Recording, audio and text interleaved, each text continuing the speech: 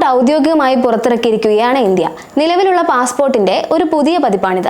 വിദേശകാര്യ മന്ത്രാലയത്തിന്റെ ഒരു പൈലറ്റ് പ്രൊജക്ടിന്റെ ഭാഗമായിട്ടാണ് ഈ പദ്ധതി തുടങ്ങിയത്.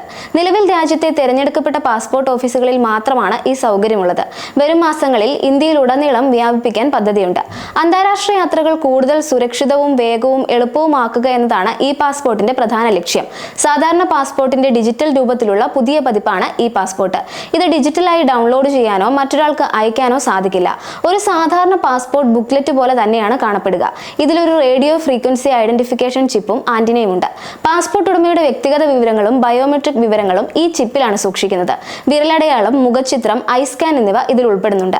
സാധാരണ പാസ്പോർട്ടിൽ നിന്ന് വേർതിരിച്ചറിയാൻ മുൻ കവറിൽ ഒരു ചെറിയ സ്വർണ്ണ ചിഹ്നം ഉണ്ടാകും. പേര്, ജനനത്തീയതി, പാസ്പോർട്ട് നമ്പർ തുടങ്ങിയ വ്യക്തിഗത വിവരങ്ങളും ചിപ്പിലുണ്ടാകും. സുരക്ഷിതമായി എൻക്രിപ്റ്റ് ചെയ്ത കോൺടാക്ട് ലെസ് സാങ്കേതിക വിദ്യയാണ് ഇതിൽ ഉപയോഗിക്കുന്നത്. വിമാനത്താവളങ്ങളിൽ വേഗത്തിൽ ഇമിഗ്രേഷൻ പരിശോധനകൾ നടത്താൻ ഇത് സഹായിക്കും. പാസ്പോർട്ട് വ്യാജമായി നിർമ്മിക്കാനുള്ള സാധ്യതകളും തട്ടിപ്പുകളും ഇത് കുറയ്ക്കുമെന്നാണ് വിവരം.